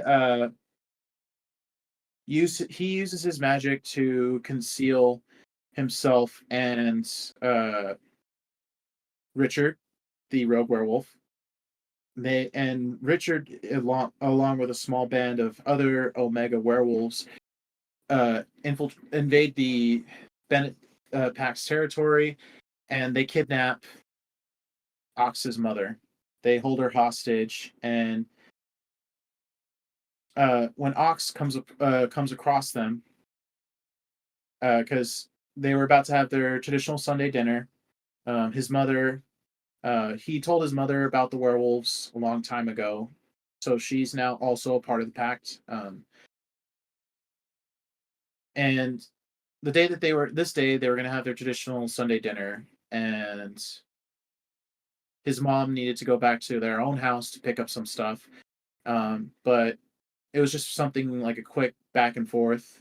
But Ox realized she's been gone longer than he would have expected her to be gone, so he decides to go back to their house and see if she's okay. He gets there. He finds four other werewolves, Omega werewolves, including Richard Collins. And Richard had taken her hostage, and he begins making threats. He tells him that he wants Thomas, and he wants Ox to lead Thomas away from his pack, so that way Richard can get at him. Because when a werewolf kills an alpha, that werewolf becomes an alpha.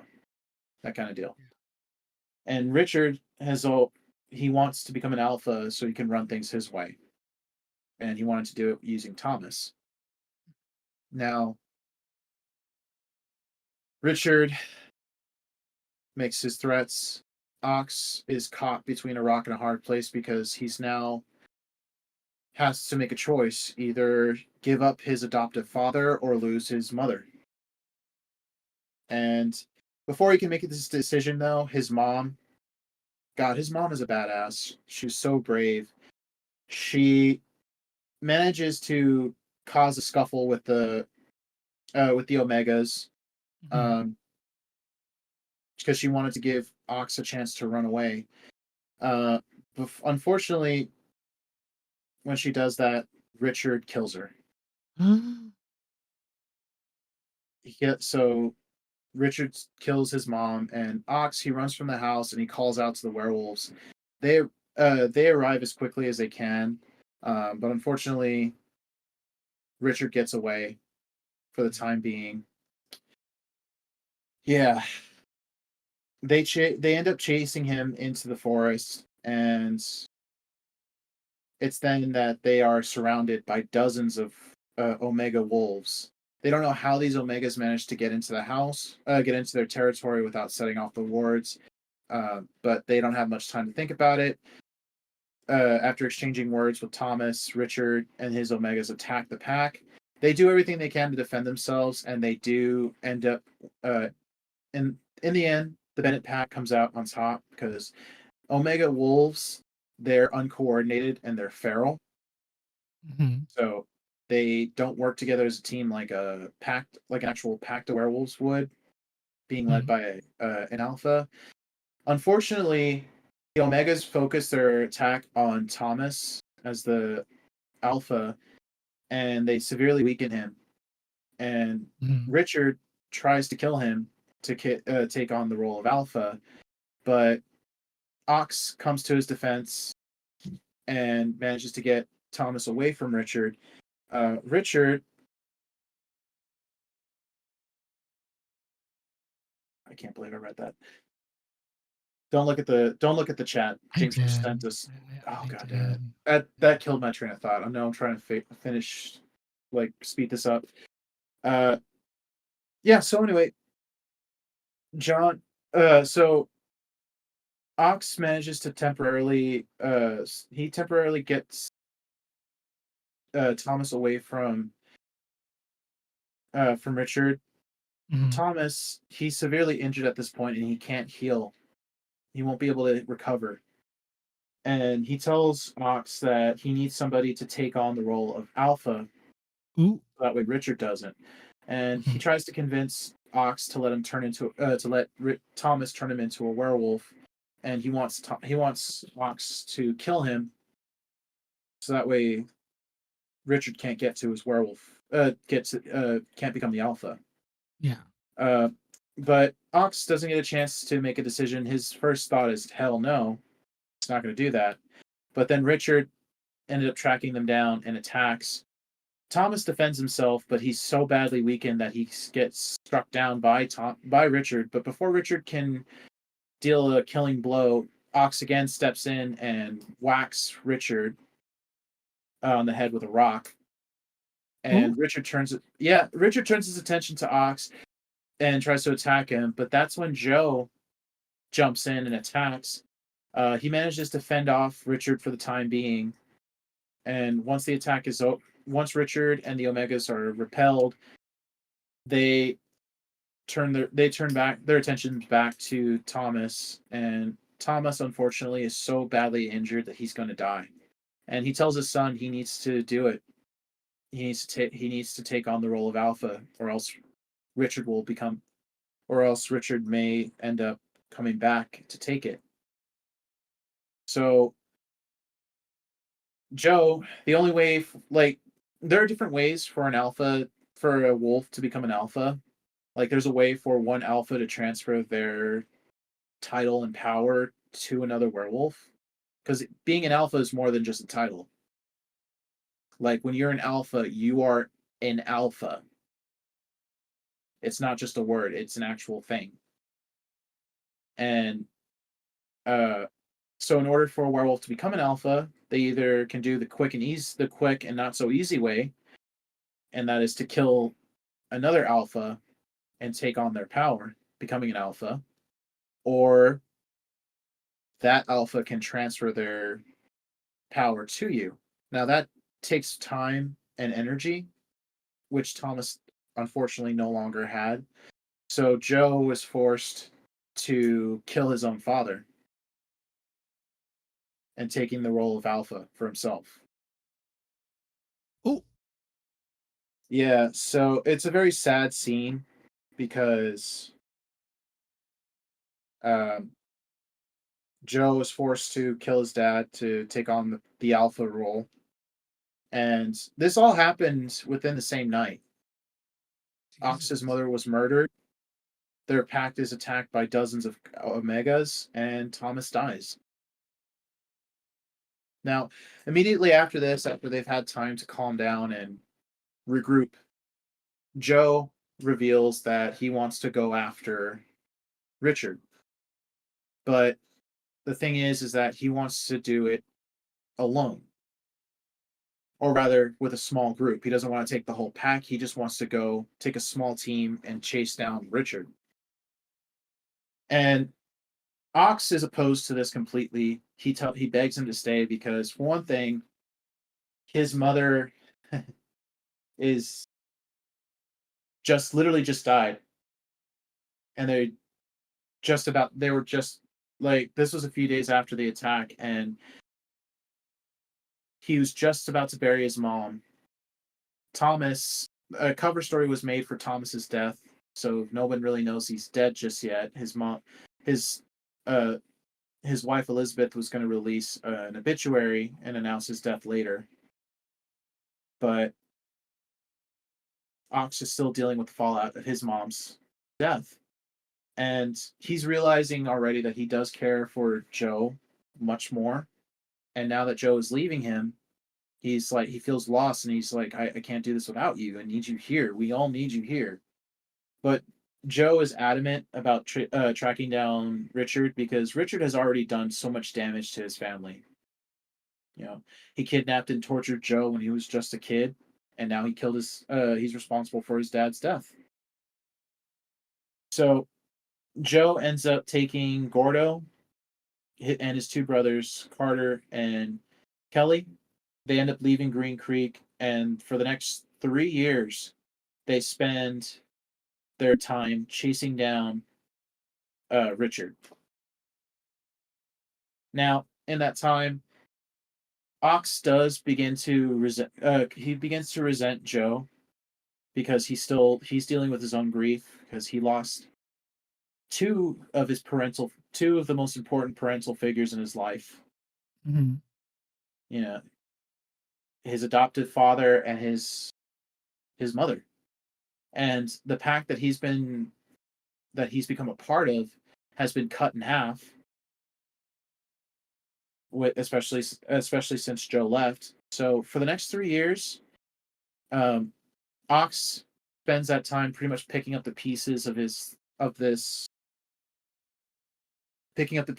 family.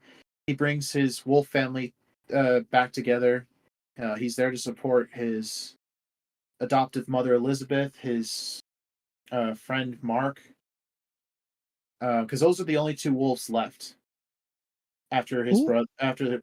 Because after Joe and his brothers leave, there's only two other wolves, so they're the only two left from the pack. But their pack ends up growing even more because Ox, as a way of fighting both Gordo and Joe for leaving, he tells the guys at his body shop the truth about werewolves and about Gordo. Mm-hmm. And he even tells his ex-girlfriend Jessie the truth. But he actually was forced to do that with her because he finds out that some Omegas that were following Richard, they had captured her when she left the town to go visit some friends out of town. And so he ends up rescuing her. She finds out the truth about werewolves and realizes, like, oh, it makes so much more sense now. You and Joe, that whole dynamic you two have, it makes so much sense. Werewolves. Fucking werewolves. And so their pact grows more. Jesse and the three mechanics from Gordo's body shop. Now, those three guys, they're hilarious. Chris, Tanner, and Rico. They're actually Gordo's oldest friends. The thing is, Gordo never told them about the fact that he's a witch and that there are werewolves in Green Creek. He wanted to keep them out of the loop because they were the one normal thing he had in his life aside from Ox. Yeah. And Ox ends up telling them as a way of like getting back at Gordo, like, you know what, fuck this guy. He left us behind. Hey guys, guess what? Gordo's a witch.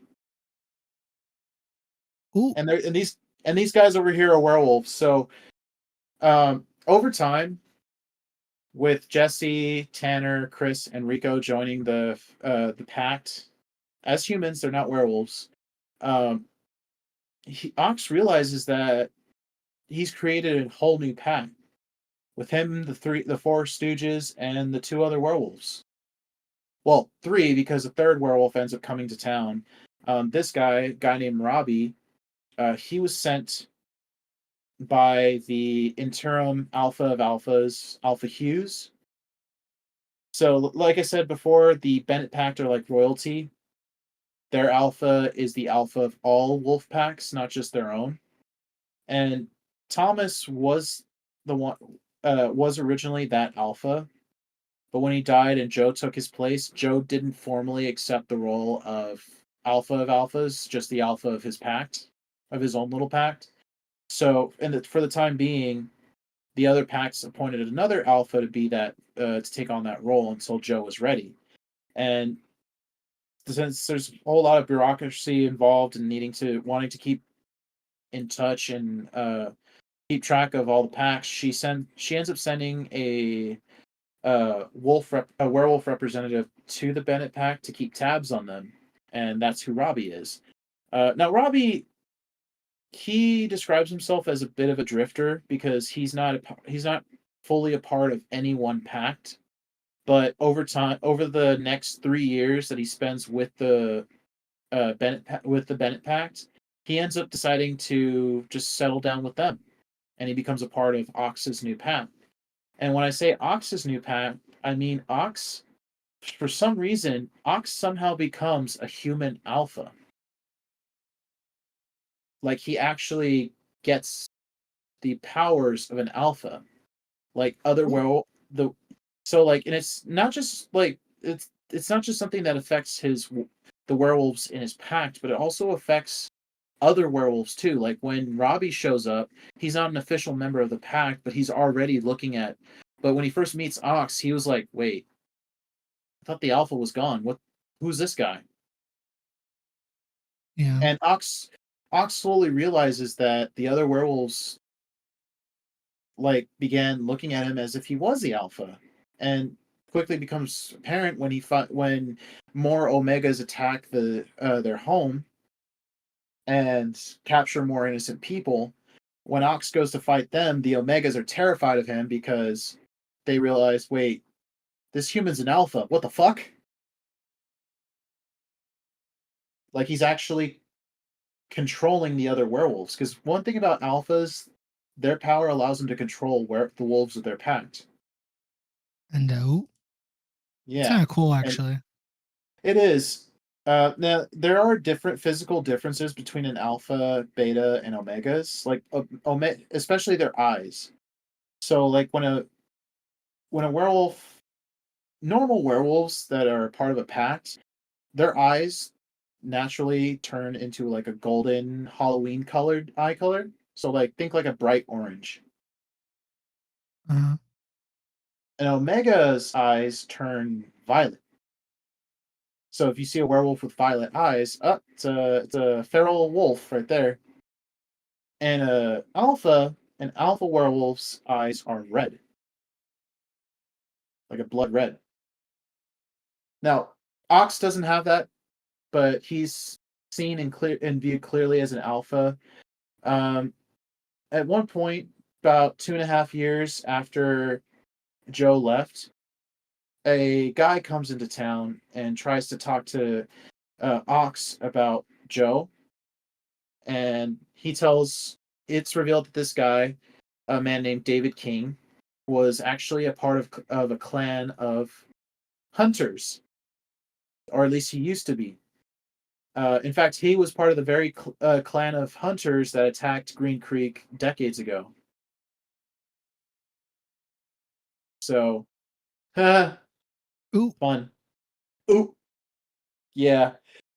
Uh, Ox may or may not have dropped the dude on his ass because as soon as he mentions Joe, he immediately thinks that the guy had ill intentions and like drops him. But the guy's like, "Wait, no, I come in peace." Because at this point, Joe used to keep in contact with Ox. They would text him from burner phones to let him know he's okay and what's going on. But at one point, like about 2 years into their after like their second year, Joe wanting to focus more on his hunt for Richard, uh stops contacting like goes completely radio silence, and Ox at this point hasn't heard anything from him. And then this guy shows up, says, "Hey, I have a message from Joe." And the message is not yet. That's all the message was. Not yet. Now this infuriates Ox because he's at this point he misses Joe terribly, and he's pissed at him for leaving them for so long. But either way, another 6 months pass. 6 months pass before they hear anything about Joe, and at this point, this is when Joe actually comes home.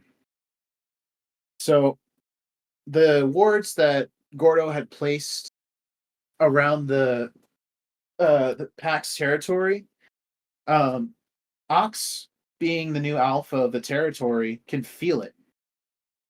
Because now, since he's so deeply connected to the wolves now and the magic that surrounds them, he can feel he can sense the wards that Gordo put in place, and so he feels when a small group of individuals enter their territory. And as it turns out, it's Joe it's Joe, his brothers, and Gordo. Now, when Ox sees Joe for the first time, he realizes, oh, he's really grown into himself, because Joe looks way more mature. He doesn't look like a gangly teenager anymore. He looks like an actual adult. He's filled out more muscular. Um, and same thing with his brothers, Carter and Kelly. Both look like they all basically came back looking like rough biker dudes. And even though they returned, they realized that the pact has become two separate entities: the pact under Joe and uh, the pact under Ox. Yeah. So even though, like, yeah, Elizabeth and Mark are happy to see their family again, they're still part of Ox's new pact, and they defer to Ox as the alpha, while Kelly, Carter, and even Gordo, they look to Joe as the alpha. So for the There's two next alphas and two different groups now. Yeah, so there's a bit of the next few months are rough for all of them because one, everyone is understandably upset with Joe and the rest of his pact that left because, well, they left and they've been gone for 3 years with hardly any contact. And the thing is, the reason why they came back was not only because they couldn't find Richard, like they would get close to finding him, but he would always slip through their fingers. But what drove Joe to finally come back to Green Creek was when he came across the dead corpse of David King, the hunter he sent to Green Creek to send the message to give the message to Ox. So when he found that the guy had been murdered, and he knew the guy had been murdered by Richard, he decides it's time to come home because where the guy was murdered was very close to Green Creek. That meant Richard was not far away.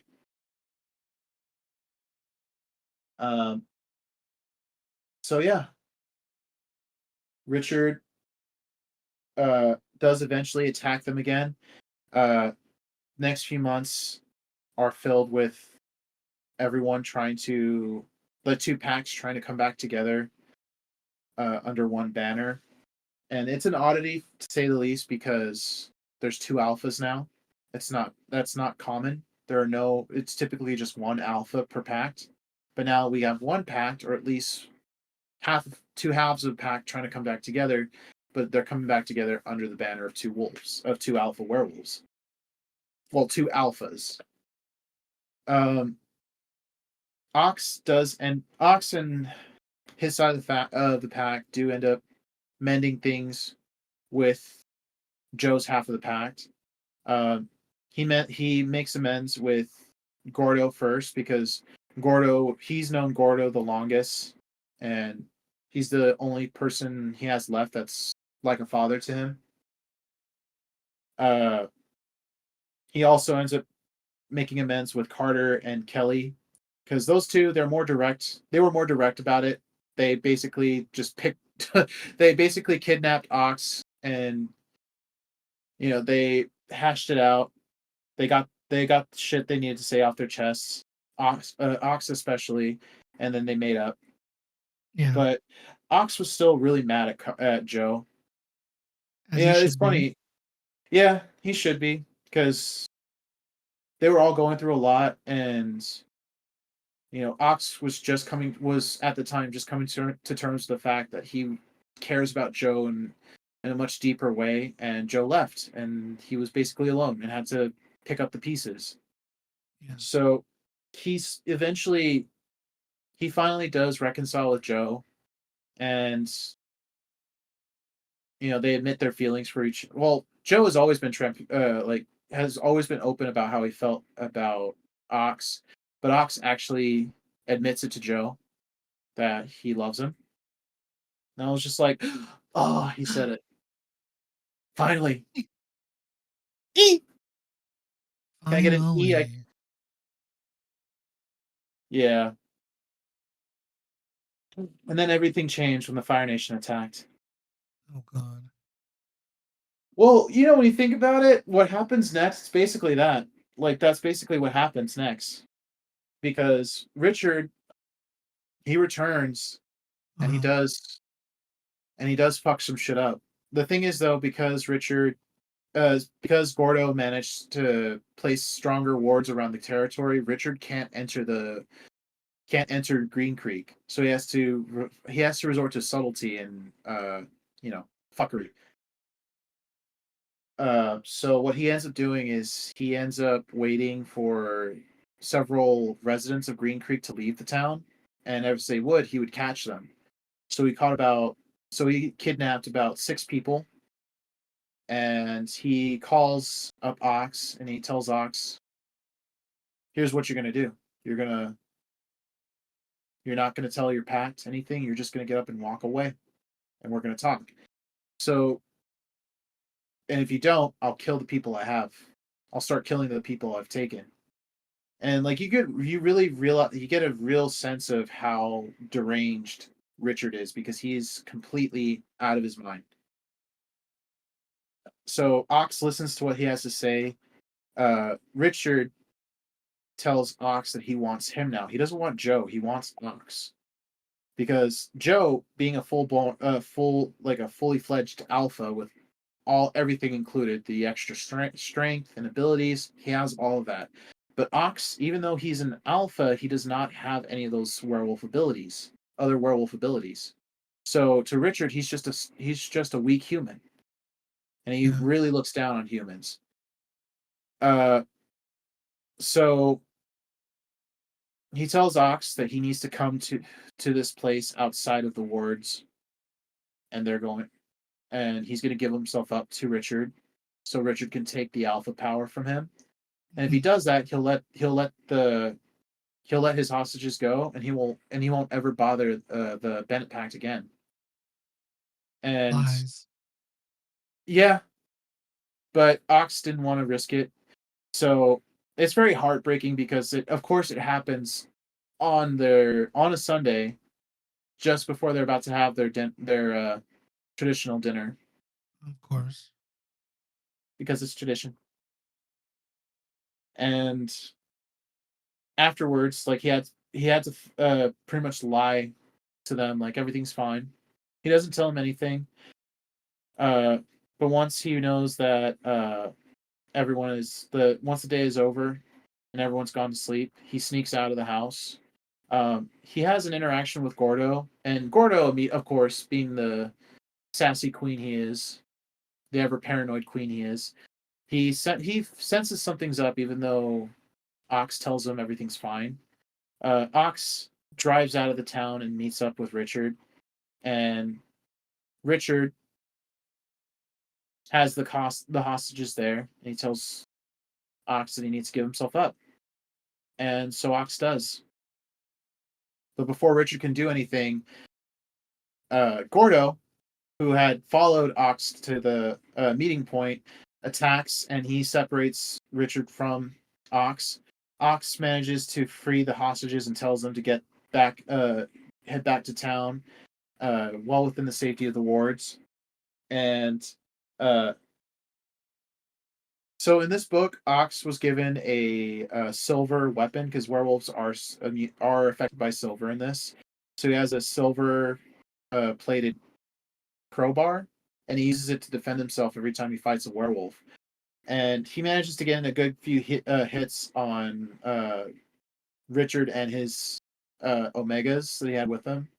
But he knows that he can't beat him because Richard is a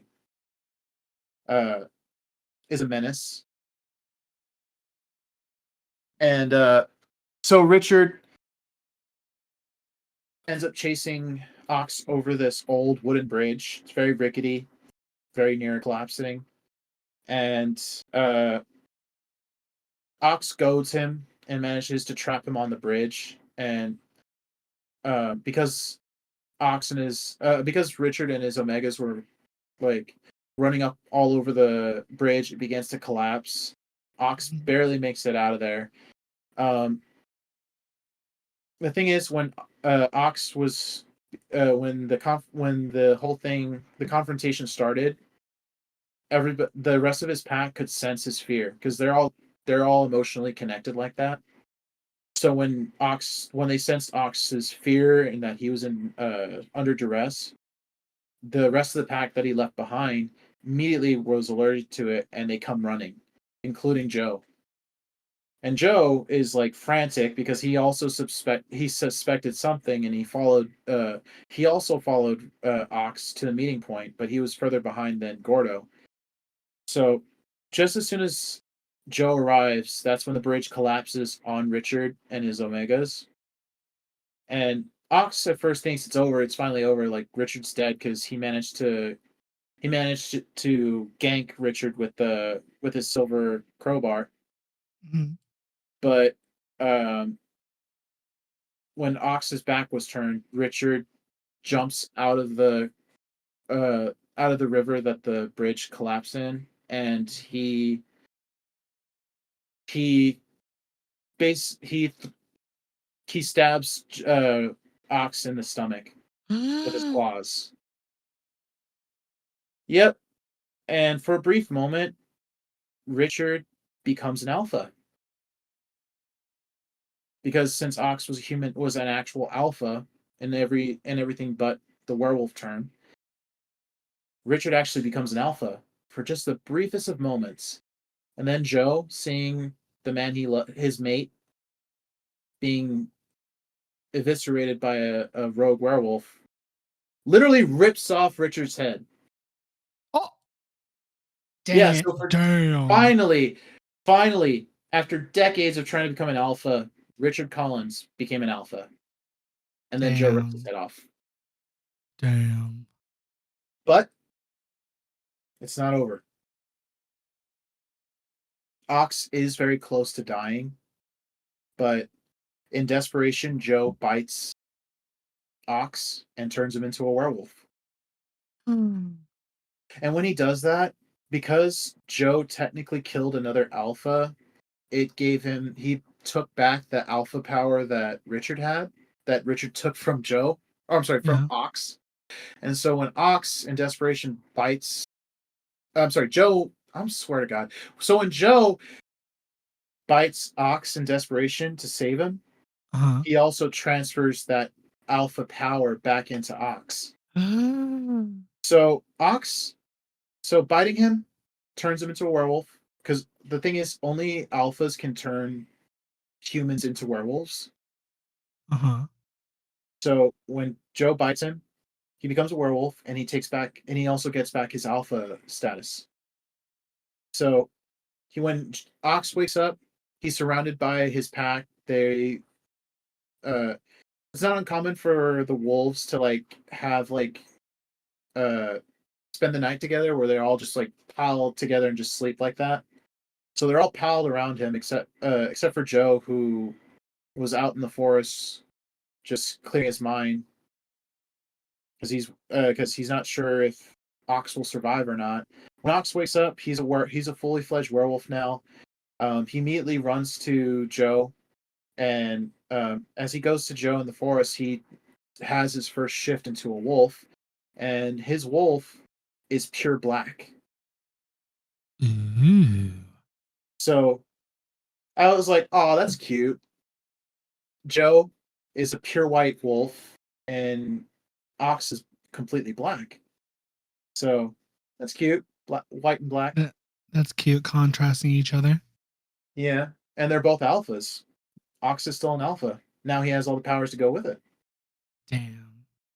Yeah. Cute. So there are some spicy scenes after this. I will not go Oh. into detail. Oh. Oh. Yeah. So when werewolves mate, when they find their true mate, everything like that, after there's a little process of um becoming mates, which involves sex Fucking. and Yeah. biting. Oh. So yeah, when a werewolf Kinky. mates, yeah, when a werewolf becomes a mate, they become mates. Of course, involves sex, and one has to bite the other, which creates Mhm. a mating bond. Oh. So aside from their pack bonds, the mating bond is a lot more intimate. Kinky. Kinky, yeah. Yeah. So yeah, they eventually do that, and the book pretty much ends on a very happy note. Their families together again, and because the two of them are now mates, their pact is able to become one again under both of them. Two gay alphas. Yep. And when the book ends, there's a bit of foreshadowing of what the next book is going to be centered around, because one of the last scenes in the book, in this book, is of Gordo and Mark. Mm-hmm. They're sitting close together and their hands are almost touching. Because I've said before, Gordo is supposed to be Mark's mate, but because of everything that happened, Gordo ended up breaking out off with Mark because he's dealing with abandonment issues.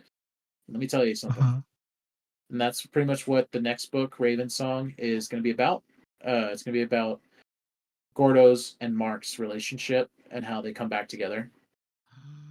But that is it for Wolfsong.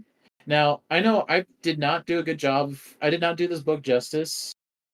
I personally love this book. I love the characters, and I relate to Ox so much because, our circumstances are different, not like with the werewolves and shit, but with like family and our personal lives. Like Yeah. he dealt with a lot of emotional and verbal abuse as a kid, which left him with feelings of of self value, issues of self value. So he didn't see himself as having much self worth. He was quiet. He was this big guy, and I'm like, that's me. I've gone through that. Not with so much with my dad, but my brother. Yeah. So I was just like, oh, I relate to this guy so much. Relatable. Yeah. So I definitely recommend reading this book. I know, like I've recommended this book to several friends, and they started reading it, and they immediately pointed out like, okay, that's just problematic with their age difference. And I'm like, yeah, I know, but just bear with it. They don't do anything until they're both way older, and they're actually adults. So you can Yeah. appreciate that. But for me, like I appreciated how we saw it go from something like where it's more like their found family. Like they started off as like adopted brothers, and then it grew Yeah. into something more. The relationship grew into something so much more, and there's just so much history that they share with each other, and I just love it. It's like I love that. I love that for them. Hell yeah. So Hell, that you and get talking about that book. Got my boyfriend doing. Eventually, I'm gonna read those books. These books. yes, Miss Thang over here still needs to finish reading Fairy Tale, Fairy which is going to be tale. one of them. Which is going to be one of the next books that we're going to review. Yeah. Probably the next episode if a certain ginger bitch over here can finish it. Even though I even though I dropped some small spoilers for him to get him more Yeah. motivated, especially Yeah. considering that the big bad of the book is an Eldritch Terror. Yeah. Yeah. Yeah. And this certain ginger bitch is a horror for Eldritch Terrors. I am a whore for Eldritch Terrors. That is correct. That is correct. But anyway, Will we do Fairy Tale next week? maybe, who We'll knows? see. We'll see. Eventually, we'll see. We'll We may see. end up doing Raven's Song. Yeah, and Just then Fairy Tale. But we'll see. We'll see. We'll see how we'll quickly I see. can read. Yeah. We'll see. We'll see.